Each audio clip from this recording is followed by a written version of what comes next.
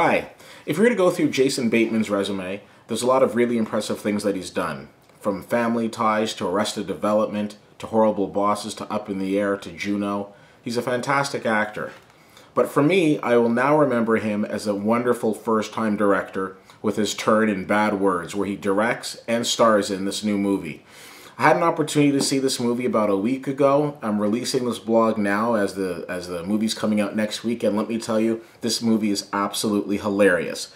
In the movie, he plays Guy Trilby, a 40-year-old who's entered into spelling bees that are usually designed for people who are 10 and under.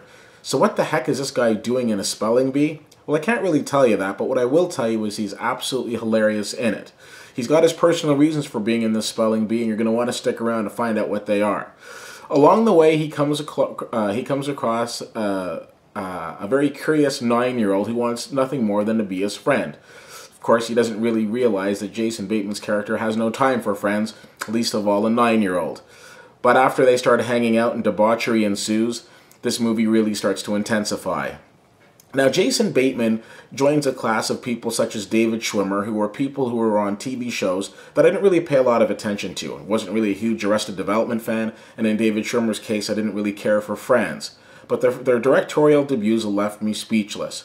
David Schwimmer with his movie Trust, and now Jason Bateman with Bad Words. This movie is absolutely hilarious. It is probably the funniest movie that I've seen since last year's Jackass Presents Bad Grandpa.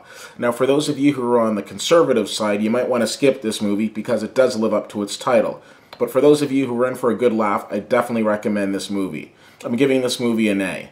If you have an opportunity to see it, I'd be interested to hear what you think of it.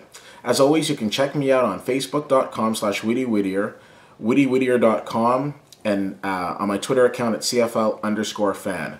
And I thought this movie was amazing, and I definitely hope you check it out. Thanks so much for checking out this blog, and I'll see you at the movies.